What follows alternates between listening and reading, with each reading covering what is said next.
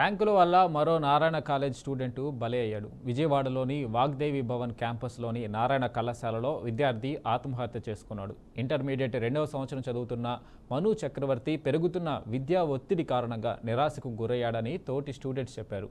ఎగ్జామ్స్లో మార్కులు సరిగ్గా రాకపోవడంతో తక్కువ పనితీరు ఉన్న విభాగానికి యాజమాన్యం బదిలీ చేసింది. దీంతో మనస్తాపం చెందిన మను ఈ దారుణానికి ఒడిగట్టినట్టు తెలుస్తుంది. అయితే కాలేజీ యాజమాన్యంపై మృతుడి తల్లిదండ్రులు ఆగ్రహం వ్యక్తం చేస్తున్నారు. టీచర్సు సిబ్బంది వల్లే తమ కుమారుడు చనిపోయాడని వారు వాపోయారు. యాజమాన్యంపై కఠిన చర్యలు తీసుకోవాలని అధికారులను కోరడం అందరినీ కంటతడి పెట్టించింది.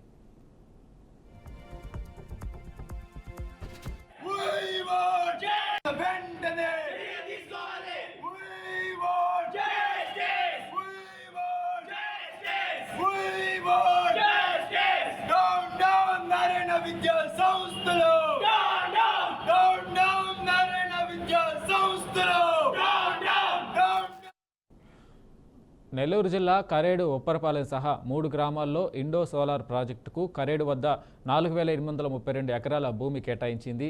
జిల్లా కలెక్టర్ ఆనందబాబు గ్రామాలు సందర్శించి అంగన్వాడీ కేంద్రాన్ని పరిశీలించారు. అనంతరం గ్రామస్తులతో ముఖాముఖి నిర్వహించారు. యువత విద్యాభ్యాసం విషయంలో కలెక్టర్ను కోరగా అర్హత ఉన్న వారికి ఉద్యోగ అవకాశాలు ఉంటాయన్నారు. మొత్తం 13,000 ఉద్యోగాలు సృష్టించనున్నట్లు తెలిపారు. 18 సంవత్సరాలు నిండిన వారికి ప్యాకేజీ, చిన్నవారికి తల్లిదండ్రులతో కలిపి వసతి ఉంటుందని చెప్పారు. లోపల మనం ట్రైనింగ్ అన్ని చేసేసుకొని కొద్దిగా ప్లేస్ చేయడానికి అవకాశం.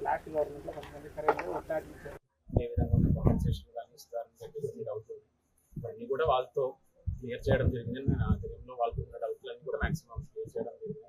వాళ్ళు కూడా కొన్ని సజెషన్స్ ఇచ్చారు. అంటే ఏ విధంగా దీన్ని అవగాహన కల్పించడానికి ఏ విధంగా ముందుకు వెళ్తాము, దానికి సంబంధించిన డిప్యూటీ కలెక్టర్ గారిని కూడా కొంత టైం నెక్స్ట్ ఒక వారంలో పూర్తిగా ఇక్కడ ఉండి వాళ్ళకు ఉన్న డౌట్లు అపోహాలు ఏదైనా ఉన్నాయా అన్ని తొలగించడానికి ఆ ప్రయత్నాలు కూడా చేస్తాం.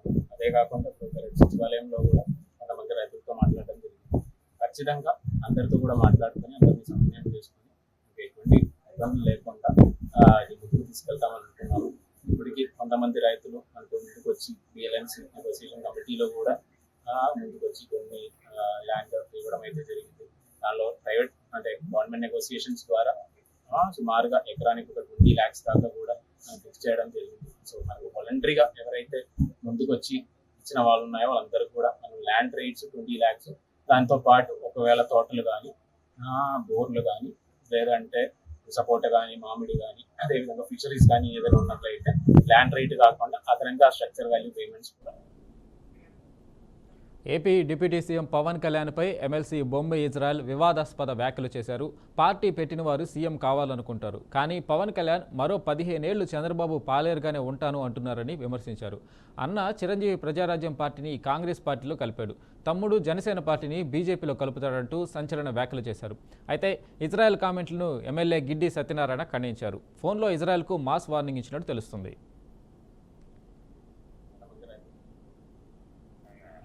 ఆలోచించాలి దయచేసి. అసలు ఎప్పుడు కూడా నోరు జారద్దు. పాలేరుతనం ఏంటి? వాడి మెయిన్ లేదు ఏమనుకుంటా. అసలే పవన్ కళ్యాణ్ గారి సంగతి నువ్వు ఒకసారి ఆలోచించు. మనం ఆయన్ని ఆ విధంగా మాట్లాడటానికి మన స్థాయి ఏంటి? ప్రైమ్ మినిస్టర్ అందరినీ విడిచిపెట్టి ఆయన పిలుస్తాడు. ఈ రాష్ట్రానికి ఏ నిధులు కావాలన్నా ఆయన పేరు చెప్తేస్తున్నాడు. ఒక్కసారి ఆలోచించు. తప్పు. ఎప్పుడు అలా మాట్లాడదు. పాలేరుతనం అనే మాట ఉన్నది. విమర్శించే స్థాయి ఎవరికి లేదని తెలియజేస్తాను. ఎందుకంటే నిస్వార్థపరుడు, ఏ విధమైనటువంటి మచ్చలేని రాజకీయ నాయకుడు. అటువంటి వ్యక్తిని ఏదైనా మాట అనాలంటే ముందు వెనక ఆలోచించుకుని మాట్లాడాలని వైఎస్ఆర్సీపీ నాయకులకి హెచ్చరిస్తున్నారు. అలా కాని పక్షంలో తగినటువంటి చర్య తీసుకు. మాజీ TTD chairman Bommana Karunakar Reddy TTD chairman B R Naidu గురించి మాట్లాడడం విడ్డూరంగా ఉందని ఎమ్మెల్యే ఆర్ఎన్ శ్రీనివాసులు విమర్శించారు. ఆయన చైర్మన్గా శ్రీవారి ఆలయంలో ఎన్నో అపచారాలు జరిగాయని ఆరోపించారు. అత్యంత పవిత్రంగా భావించే తిరుమల శ్రీవారి ప్రసాదంలో కల్తీ నెయ్యి వాడి అపచారం చేశారని మండిపడ్డారు. కల్తీ నెయ్యితో జగన్మోహన్ రెడ్డికి ముడుపులు ఇచ్చారని తెలిపారు. కూటమి అధికారంలోకి వచ్చిన వెంటనే తిరుమలలో ప్రక్షాళన చేశామన్నారు. టీటీడీపై అసత్య ప్రచారాలు మానుకోవాలని హెచ్చరించారు. తిరుపతి ప్రజాప్రతి టీటీడీ చైర్మన్ మరి మాజీ ఎమ్మెల్యే భూమున కరుణాకర్ రెడ్డి తిరుమల తిరుపతి దేవస్థానం చైర్మన్ గురించి బిఆర్ నాయుడు గురించి మాట్లాడడం చాలా విడ్డూరంగా ఉంది.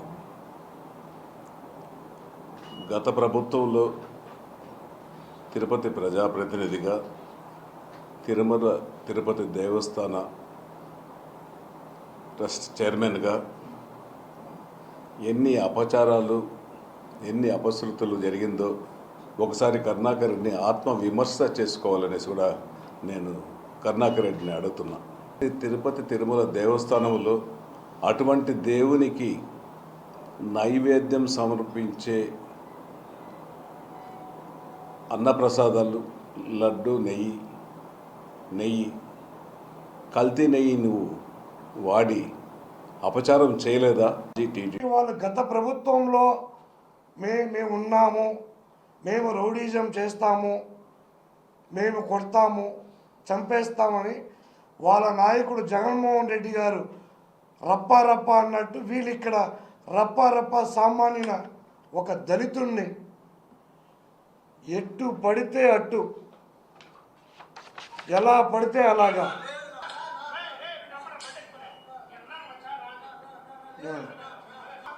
కొట్టి ఏమి తెలియనట్టు కిడ్నాప్ చేసి కొట్టి వాళ్ళ కుటుంబ సభ్యులకే వీడియో పెట్టి మీ కొడుకు మా దగ్గర బందీగా ఉన్నాడు, మీరు 5 లక్షల రూపాయలు తెచ్చికపోతే వాడిని చంపేస్తాము, వాడు శవం కూడా దొరకదని చెప్పని వాళ్ళ తండ్రికి భయపెట్టి ఈరోజు పొద్దున లేచి నుంచి చేయాల్సినంతా చేసి పోలీసు వారు వీడియో ప్రకారం తీసుకొని ముగ్గురిని తీసుకొచ్చి అరెస్ట్ చేస్తే తెల్లారి నుంచి కొత్త డ్రామా మొదలుపెట్టారు వైసీపీ వాళ్ళు.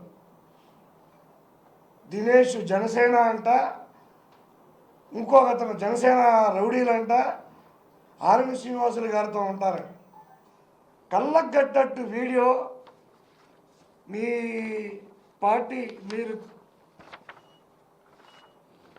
పార్టీ నాయకులు. కేంద్ర ప్రభుత్వం చేనేతలకు అన్ని విధాలుగా సహకరిస్తున్న రాష్ట్ర ప్రభుత్వం చేనేతలకు విషయంలో నిర్లక్ష్యం వహిస్తున్నారు బీజేపీ రాష్ట్ర అధ్యక్షుడు రామచంద్రరావు. యాదాద్రి భువనగిరి జిల్లాలో నిర్వహించిన 11వ జాతీయ చేనేత దినోత్సవంలో ఆయన పాల్గొన్నారు. తెలంగాణలో చేనేతలకు ప్రధాని నరేంద్ర మోడీ అనేక కార్యక్రమాలు చేపట్టారని చెప్పారు. వరంగల్లో 9,000 కోట్లతో నేషనల్ హ్యాండ్లూమ్ పార్క్ నిర్మాణం జరుగుతుందన్నారు. దీంతో దాదాపు 2 లక్షల మందికి ఉద్యోగులు వస్తాయన్నారు. చేనేతలకు కావాల్సిన క్లస్టర్స్ నిర్మాణం తొందరగా పూర్తి చేసి చేనేతలను ఆదుకోవాల్సిన అవసరం ఉందని రాష్ట్ర ప్రభుత్వాన్ని డిమాండ్ చేశారు.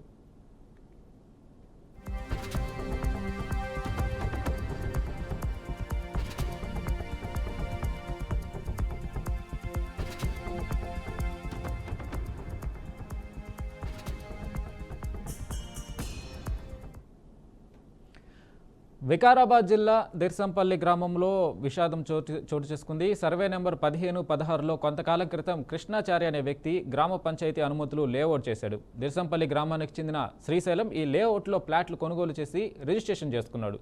అదే గ్రామానికి చెందిన కొత్తకాపు నరసింహారెడ్డి అనే వ్యక్తి ఈ శ్రీశైలం కొనుగోలు చేసిన ఫ్లాట్లో పిల్లర్లు వేశాడు. తన ఫ్లాట్లో నరసింహారెడ్డి అనే వ్యక్తి ఇల్లు నిర్మిస్తున్నాడు అంటూ శ్రీశైలం గ్రామ పంచాయతీ కార్యదర్శి స్థానిక పోలీస్ స్టేషన్లో ఫిర్యాదు చేశాడు. ఇందుకు స్పందించిన పంచాయతీ కార్యదర్శి 2 సార్లు ఇల్లు నిర్మించవద్దంటూ నోటీసులు ఇచ్చారు. తాను స్థానికంగా ఉండకపోవడంతో నరసింహారెడ్డి ఉండి గ్రామస్తులు కొందరిని పోగు చేసుకొని దబాయించి తన ఫ్లాట్లో కడుతున్నారంటూ శ్రీశైలం ఆరోపించాడు. తన ఫ్లాటు అన్యాయంగా కబ్జా చేసి తిరిగి తనపై దాడి చేస్తున్నారంటూ ఎస్పీ కార్యాలయంలో ఫిర్యాదు చేసినా తనకు న్యాయం జరగడం లేదంటూ ఆవేదన వ్యక్తం చేశాడు. శ్రీశైలం మా నాన్న పేరు బసప్ప.